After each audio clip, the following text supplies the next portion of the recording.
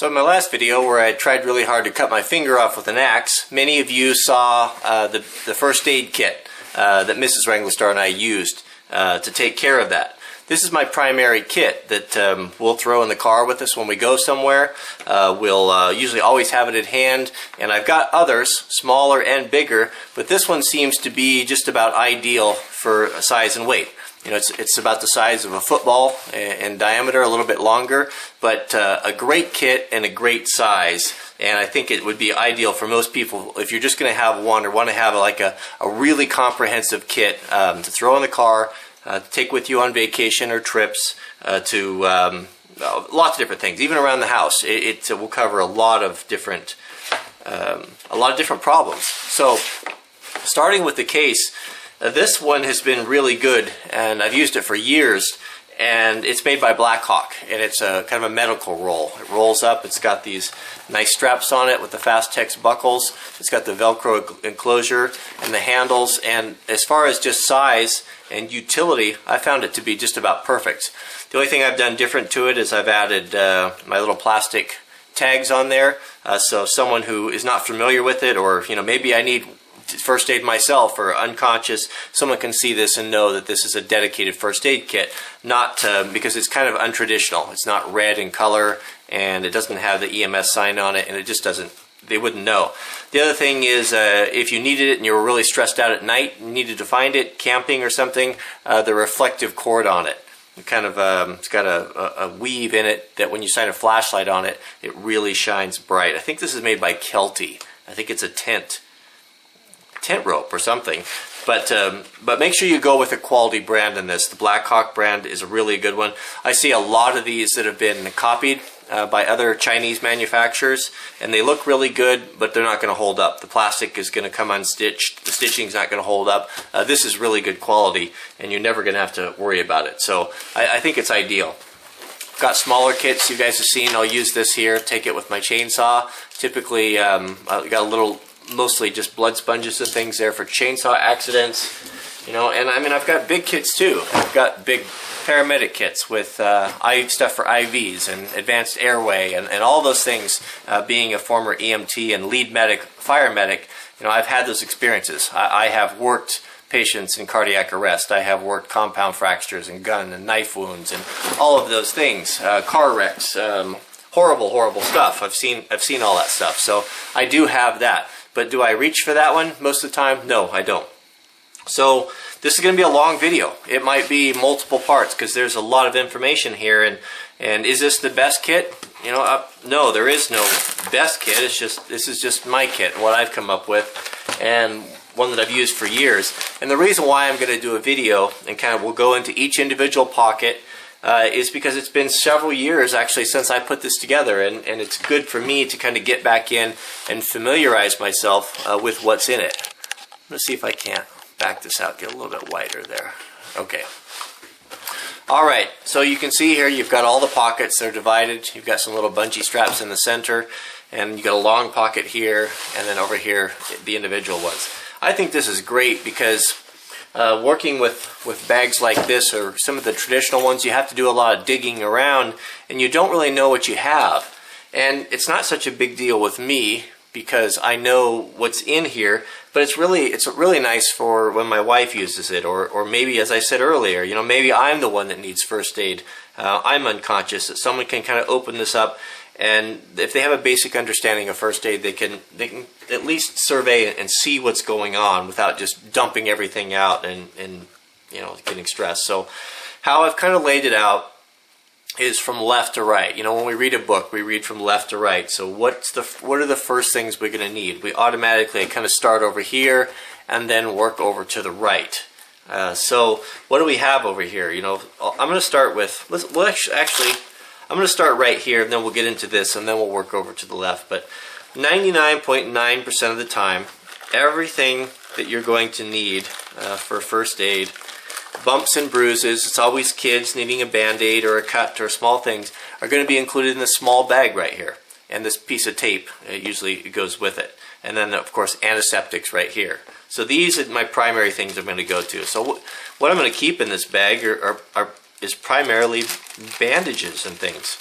Some Neosporin, I'm going to have multiple bandages, butterfly bandages, all those type of things, and things to take care of to just alleviate a little pain. Scrapes. I've got some stuff here for treating insect wounds, noxious sting, or the type of thing to take away the itch. Because that's oftentimes, a lot of the things that most of the time it seems like I dig into this is always with little kids that have gotten down and gotten hurt, and just the psychological benefits of putting a Band-Aid on something or giving them a little something and telling them medicine. It calms them down. It makes all the difference. I mean, a Band-Aid always makes you feel good. So you can see here lots of bandages, and then I've got betadine, which is kind of a replacement for hydrogen peroxide. You see the stuff that they rub on the skin before a surgery. It's got that brown color in it. You've got bottles of it here. That's betadine. And it's really nice because it doesn't sting. And not so important with adults, but for kids, that's something that if they've ever had alcohol or peroxide put on them, it causes them stress, and it's painful. It's not fun. So the betadine in these little packages is really a great way to go. They're just one-time use. You just tear the lid off, and then they're set. So then some small antiseptic towelettes for cleaning hands. Oftentimes you'll have blood on your hands, or just to clean the blood off, and some alcohol swipes for areas that are not cut, and more bandages and all different types, thumb bandages, some small gauze pads, some 2x1 pads right there for larger things that you can make kind of an impromptu bandage with just using this medical tape. The clear medical tape that you can cut or rip with your finger really well is a good way to go. And there's there's a bag there, a little wet wipe, but have lots of stuff for just cleaning up. But like I said, this is what you're going to use almost all the time. And the other things are going to be for definitely more serious incidences.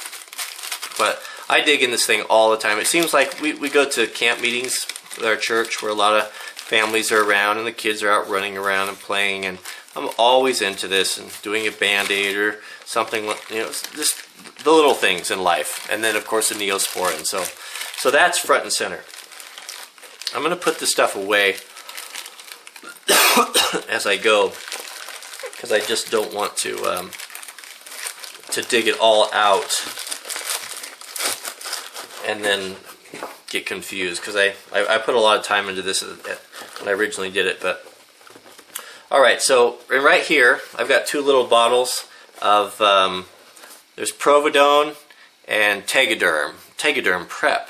Providone, what is this? I don't remember. I'll have to look this up. One of these was a prep before another type of a bandage called Tegaderm, but I think it's the same thing as I was showing you earlier. Just an antiseptic that won't burn. And these little containers, you can get these at REI, because I buy the stuff in bulk and then put it in here because it's just too big.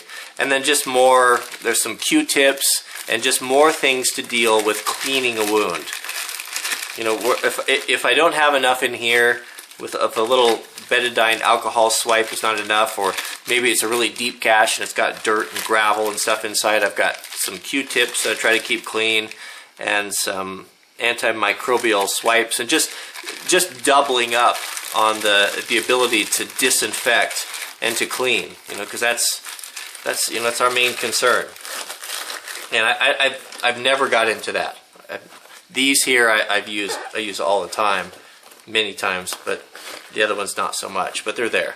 And then I keep the tape under here into this wrap. So before we move over here, I want to go into here because there's a lot of tools and a lot of different things in here. So I've got a face shield, which gives you the ability to perform CPR on a stranger. If it's a loved one or family member, I'm going to do CPR directly. But if it's, I actually stopped and worked on a patient that was a drunk, kind of a bum that stepped out in front of a car, and he was filthy and disease-ridden. I mean, just a dirty guy. He's not the type of guy that you want to work on without gloves and using a barrier. So something like this would be appropriate for that. You can spread it over their face, and then you can actually, interject air into their airway without coming in contact with their bodily fluids. Very advantageous for some situations.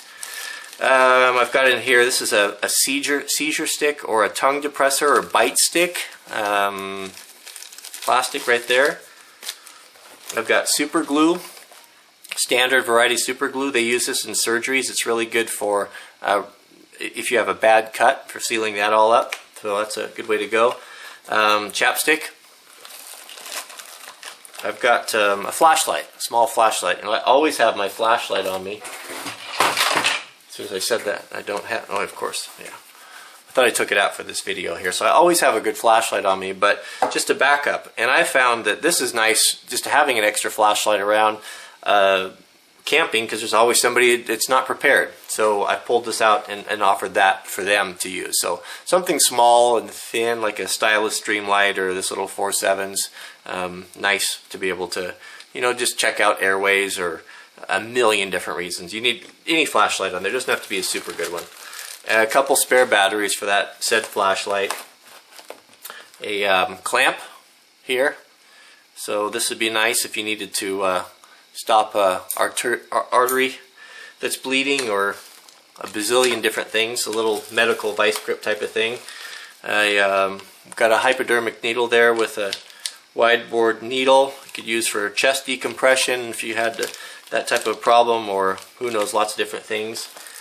A little magnifying glass, which kind of works in conjunction with these slivers. This is a company, what's this called? Uncle Bill's Sliver Grippers. They've got a real fine point on them. You can see they're really great for slivers. So sometimes you get a little metal or wood sliver. It's nice to have this magnifying glass that's kind of kept in there, that you can see that and do take care of slivers or different problems. What do we got here? We got a needle. It's just a heavy-duty sewing needle. I like that. That's also good for removing slivers sometimes if they're really deep, to kind of dig those out. I've got a tourniquet that would be suitable for an arm. I've got some gloves, medical gloves, for, you know, strangers, people you don't know. I keep a disposable scalpel in here. I think a lot of people might assume, oh, I'll just use my pocket knife, but the reality of it is our pocket knives often aren't all that sharp, and they don't have a very good tip on it. This is a sterile cutting implement that is, there's nothing sharper than a scalpel. So if you needed to do an impromptu tracheotomy, or who knows, you needed to cut or braid skin, or for whatever reason, you have this. It's really cheap insurance, and you have something you know is going to be sharp. And if you don't have access to one of those, you can get an unused razor blade, you know, something like this. I keep these in here too. Get the American-made ones, not the Chinese-made ones, and you could perform minor surgeries and things with that. I have a lighter in here for what reason I don't know, but why not? And I don't know why I have this in there either, but I do. And then I've got a pair of larger tweezers for minor medical procedures, emergencies. So that's kind of the tool side of it. But also, you know, having the gloves and the barrier, it's on the left-hand side of the kit, which is, you know, where we start. We're reading from left to right. We're working from left to right also. So just kind of is a, it's kind of a natural way to work for me, and what seems to work out best. All right. Again, sorry, I gotta put this stuff away, or it'll just be a disaster for me. It's good for me to get back in here, because it's been so long since I put this kit together, several years. Yeah, it is an investment to put these together, but I'll tell you what, I can't tell you the number of times I've saved the day with this. I remember one time Jack and I went out to eat, and a man and his young daughter, was probably 7 or 8, were walking along, and the sidewalk was raised, and she just wiped out, fell off, and had a really bad fall, and cut herself up, and was bleeding. And I happened to be parked right by. I grabbed this and was able to look after her and to treat that. And you know, it was great to be able to do that, because her father had just completely he was useless. You know, he just didn't know how to react. So in the next set of compartments here, we're going to have trauma dressings, trauma bandages. So we have kind of a disinfectant and then basic first aid stuff. So if we run into a situation where we have something that's really dire and really bleeding, we're going to need to be able to get these. We're going to want to get these dressings on there, and these are big, heavy dressings that you can grab that are going to be really good at soaking up and stopping blood. These big trauma dressings. I've got 2 big ones in here, the double roll style, where you can take them and they kind of have a self-adhesive around them, wrap around there, and they'll keep compression on a wound. So that, you know, again, on the left-hand side, starting from left to right, you're going to have access to those. So it's when you get on a scene. I remember the first scene that I ran on was a code. The code being someone who is not breathing, their heart is not. They're essentially they're not doing well. They're no heart rate, no respirations. And so I had just been through EMT school, and I happened to be the best trained medic on my engine, but I had no experience apart from just what I'd learned in class.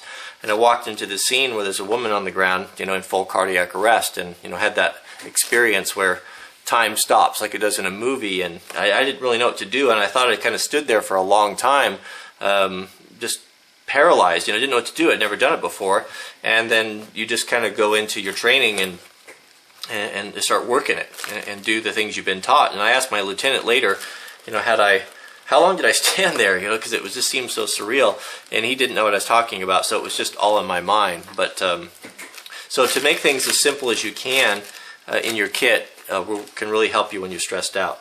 So right here is kind of an eye station, and this is another one that I use often. I've used it several times. At our family church camp meeting just a couple weeks ago, there's a young girl, Jack's age, that got suntan lotion or something in her eye, and she was really suffering with it. So having some saline and then an old film cup, I was able to make an eye wash station essentially by filling this up and then placing this on the socket of the eye, pressing against it, makes a seal, and then washing back and forth and washing whatever contaminant is in the eye. This is something that is used quite regularly. You can just use some saline solution, sterile saline solution. You can use water if you have nothing else. Bottled water is better than nothing. I've got some eye patches right there, some bandages that if the eye is tender, to deal with afterwards. And so that's kind of the eye wash station. I wear contacts, so you know I have those things stashed all over the place.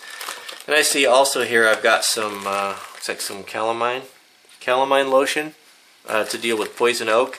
You know, and that's another common thing. Kids get into poison oak, and so to be able to have that to give them a little bit of relief. You know, again, it's kind of going back to the first aid kit there. All right, and a Sharpie. Lots of different things. If you needed to triage or you could write things on people's forehead, or if you need to, a million different things. I can't go into all that. Right here we have nothing more than just really packed in as many as possible gauze pads, 4x4 pads. Use these all the time with the scissors. Cut them into quarters and turn them into larger bandages. And you just can't have enough gauze and compresses, I guess they call them. Stuff them in every nook and cranny you could possibly get them into. Over here we've got a blanket, which is just the space blanket type. A lot of psychological benefit to people who, if they're at a car wreck or they're out and the weather is cold, to get something around them to help keep the heat in. It can really ward off shock. It can make the difference. Shock is the big killer in a lot of traumas. So yeah, it doesn't do a lot, but I can't exactly put a wool blanket in this pouch. But I can put this in there, and it does have some benefits. It will definitely keep a body warmer, and it psychologically I think it helps also. And I see I've got a what is that? A Next Temp thermometer, kind of a disposable throwaway thermometer if I needed that. So those two things kind of seem to